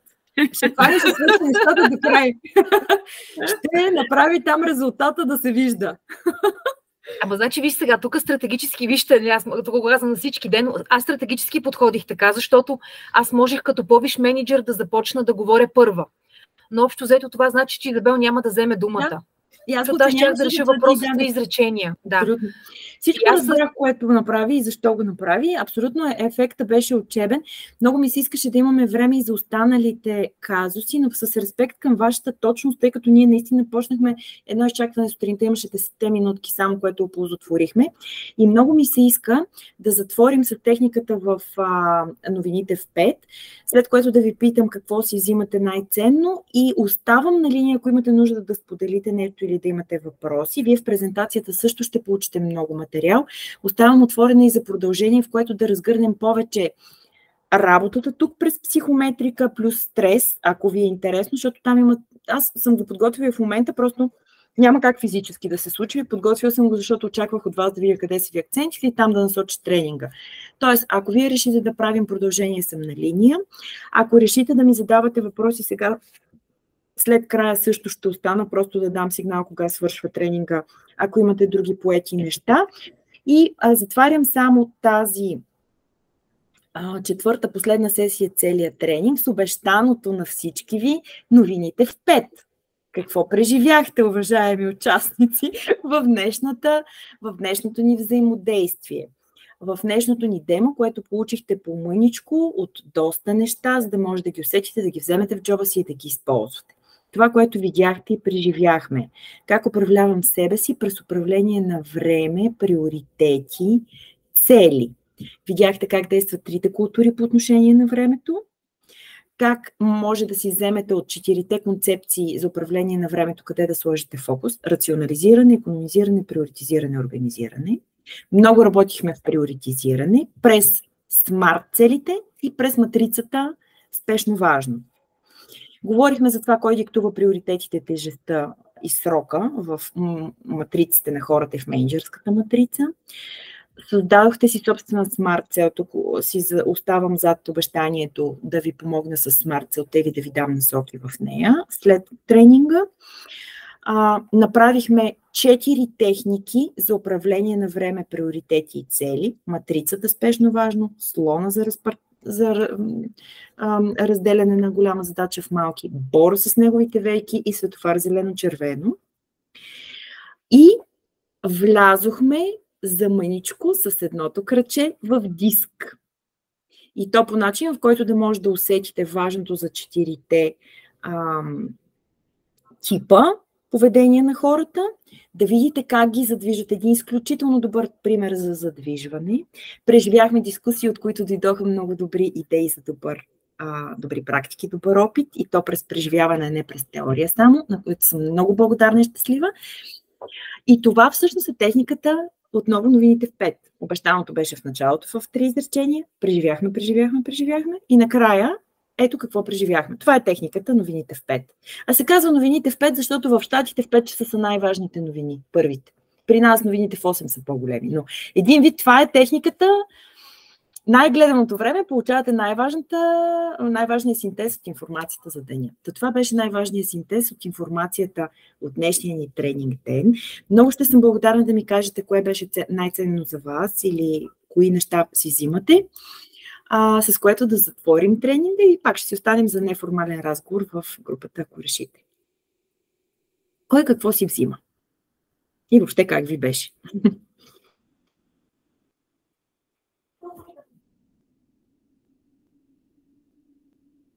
Или сте още ли сте в тиск?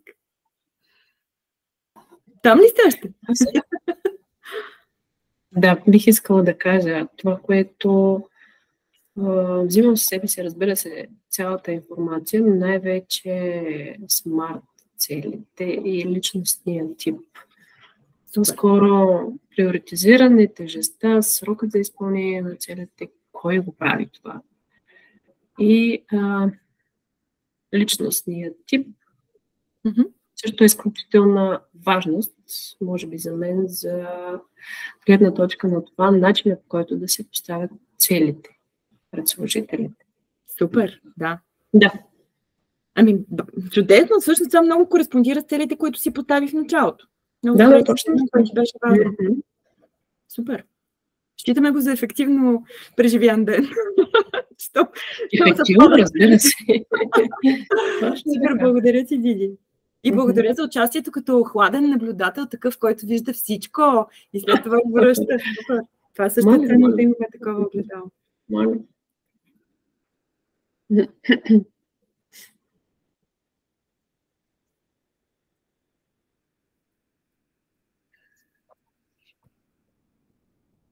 Как сте другите? Какво си взимате?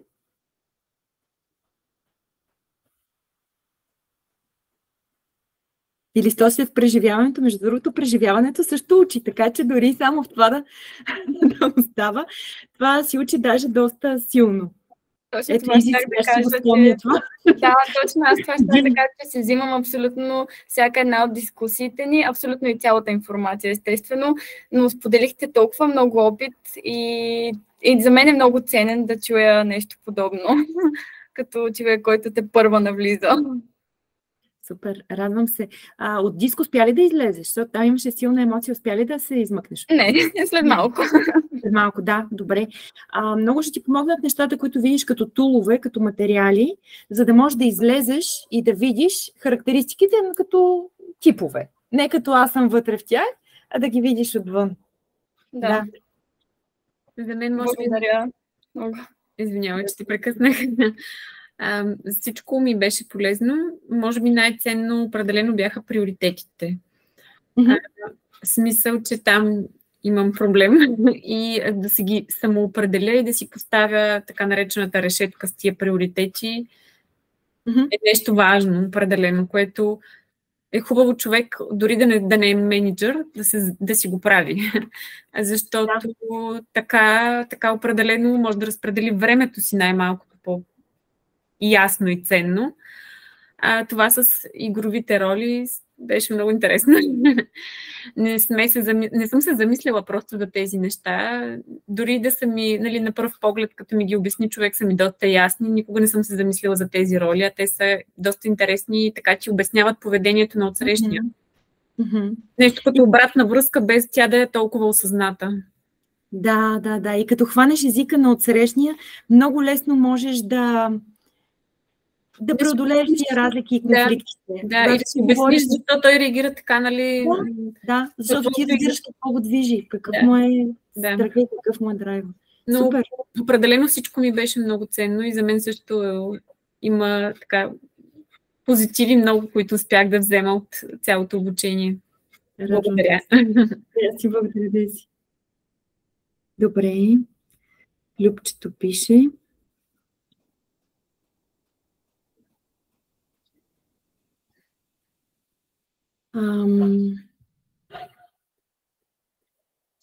Дали не пропускаме някой, само Любчето изчакваме. Аз обаче не виждам чата. Не виждам какво пише. Само видях, че тръгва да пише. Ако някой може нещо да ми сподели, ще съм щастлива и благодарна. Виждате ли вие чата? Пише, че има доста хора около нея и всичко е много полезно и интересно. Затова не може да говори, пише. Супер, добре. Благодаря.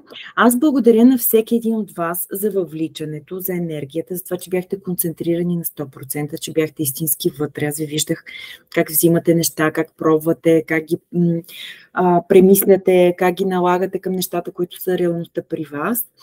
И за мен беше ценно, че сте много с мен в цялото това преживяване. Много се надявам тези техники да са ви полезни. Аз съм сигурна, че са практични. Въпросът е дали има къде да ги приложите, дали ще ви се занимава с това.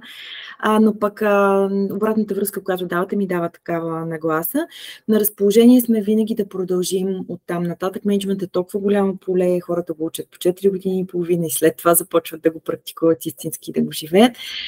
Така че има много още какво да се направи, както и сме на разположение за други инициативи, които може да направим вътре в компаниите, които да ви подкрепим като мениджъри.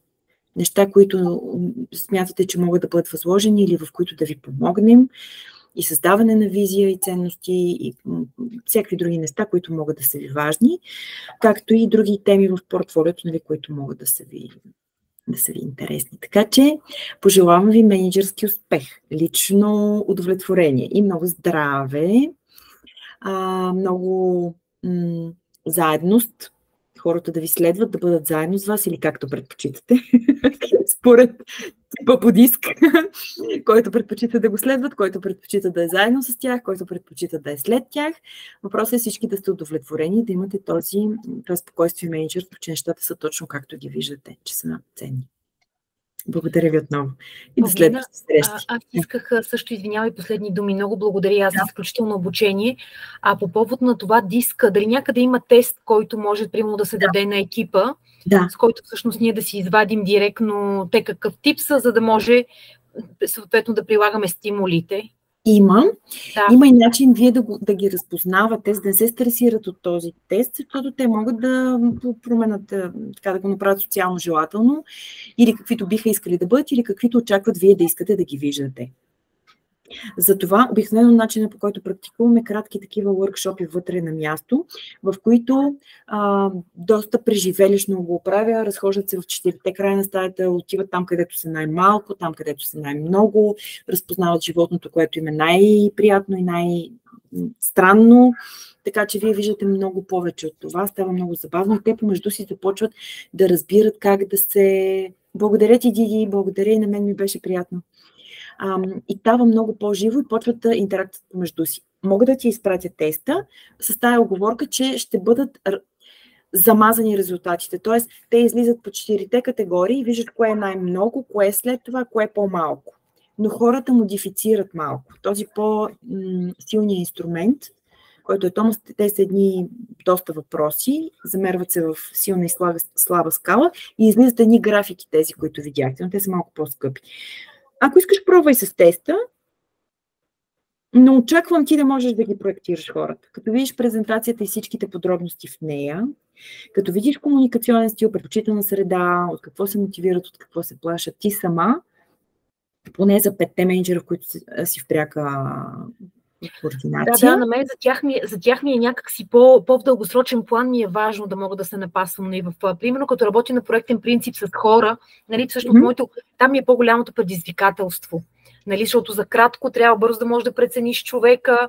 Да, нали... просто ти там трудно можеш, освен през подбор, нали, ако им ги даваш тестовете, но той е направен доста лекичко теста и много могат да се модифицират, но ще ти го дам и ще пробваш. Аз съм сигурна, че ти като минеш през презентацията сама ще можеш да ги проектираш хората. Кажи ми, примерно, моя най-силен тип кой е? От цялото това говорене днес, къде ме слагаш мен от всичките тези? Да ти кажа, предизвикателно ми е така да те определя. Не знам, може би маймуна. Много маймуна. Аз в тренинг среда съм абсолютна маймуна. Иначе имам 3 силни фактора, но съм абсолютно маймуна в тренинг среда. Начални стойки заставам в тренинг зала, правя всякакви гимнастики, свързвам се с хората, важно ми е те какво мислят, важно ми е за тях какво е важно. Абсолютно маймуна. Тоест, направихме го това, за да си спокойна, че ти всъщност можеш да проектираш хората. Защото знаеш най-важното за тях. Сега не отделихме много време, но имате много материал, който ще получите.